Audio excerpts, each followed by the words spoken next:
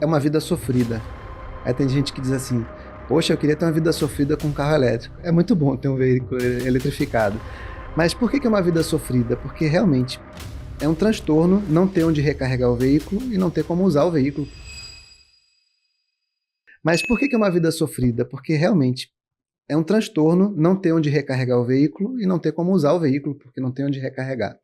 Então, essas pessoas que são as desbravadoras do condomínio nesse assunto, elas acabam pagando até por uma infraestrutura que o condomínio poderia arcar, né? Mas ele fala, não, eu vou arcar com isso porque eu quero começar a recarregar meu veículo em casa. É uma paz, né? Normalmente, quem tem o carro 100% elétrico passa por isso quando é condomínio. Residência não, mas quando é em condomínio. Então, o que acontece? Normalmente, eu vou chamar de morador desbravador. Eu inventei esse nome agora. O morador desbravador, que é aquele primeiro que vai instalar o carregador elétrico no condomínio, obviamente, depois da aprovação da Assembleia, ele vai custear a infraestrutura, até a infraestrutura principal, até a vaga dele. A partir dali, outros condôminos já têm essa parte pronta e vão completando a infraestrutura. Isso é o que é o mais comum. Então, agora outro morador também vai querer instalar. Acaba sendo um acordo entre damas e cavalheiros ali na reunião de condomínio que é assim, ó, fulano instalou toda essa parte primária do condomínio, então eu também vou usar essa infraestrutura quando for colocar na minha vaga.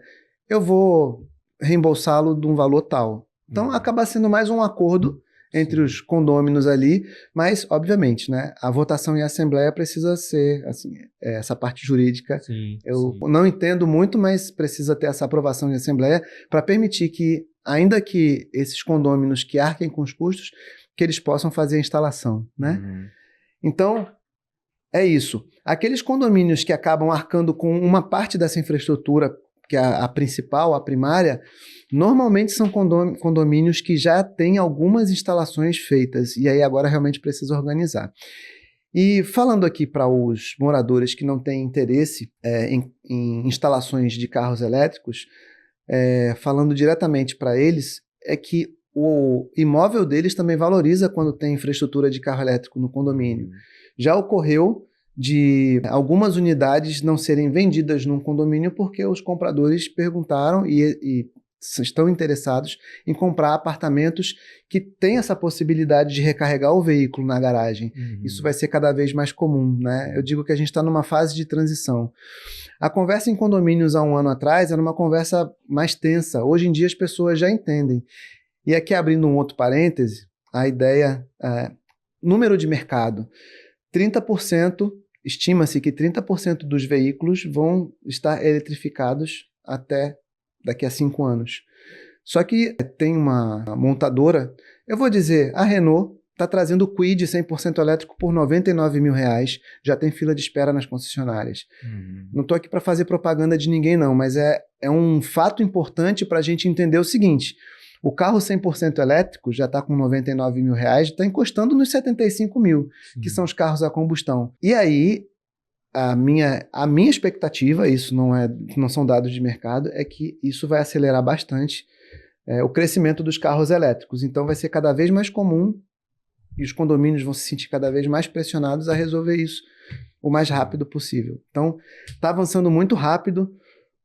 De um ano para cá, cresceu muito, mas eu vejo que a gente ainda está só no início do crescimento. Vai ser um crescimento exponencial, né? E agora os carros ficando abaixo de R$ 100 mil, realmente os condomínios não vão... Aqueles que escolherem não resolverem isso agora, daqui a um ano com certeza vão ter que resolver. Então é bom ir planejando, organizando, né?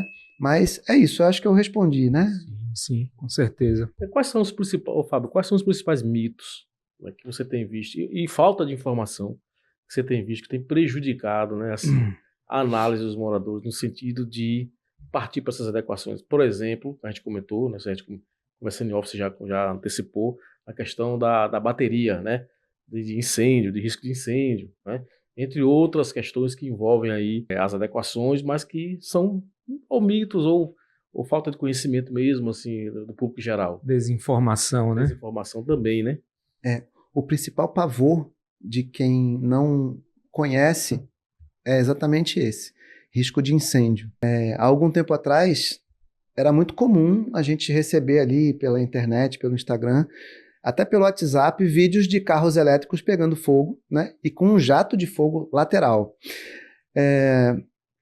Recentemente, agora no final de agosto de 2025, o Corpo de Bombeiros lançou uma diretriz nacional, a diretriz da Ligabom, para como devem ser feitas as instalações dos carregadores elétricos, né? Quando saiu quando saiu essa diretriz, eu comecei a frequentar o Corpo de Bombeiros, né?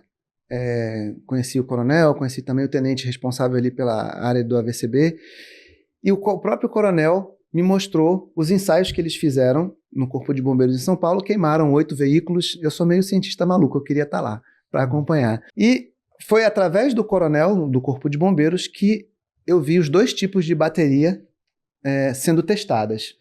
A bateria NCM, que é de níquel, cobalto e manganês, é essa bateria que realmente pega fogo e manda um jato de fogo lateral. Essa bateria não existe nos veículos aqui do nosso país, ainda não conheci nenhum veículo elétrico de nenhuma montadora que tenha as baterias NCM. Aí o público aí pode pegar o manual do veículo, né? A ficha técnica do veículo vai estar lá.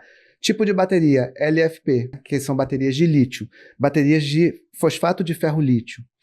Essas baterias, elas não pegam fogo. Quando elas têm uma perfuração ou um choque muito forte, ao invés de entrar em combustão, elas exalam uma fumaça. Essa mistura não pega fogo. Eles exalam uma fumaça. E quem me mostrou isso foi o próprio coronel, ali do teste do ensaio que o Corpo de Bombeiros fez. Então, assim, o risco de incêndio, ele é mínimo, né? Inclusive o carro elétrico, ele tem a probabilidade de incendiar muito menor do que o carro a combustão. Ainda assim, vamos voltar para a instalação dos carregadores.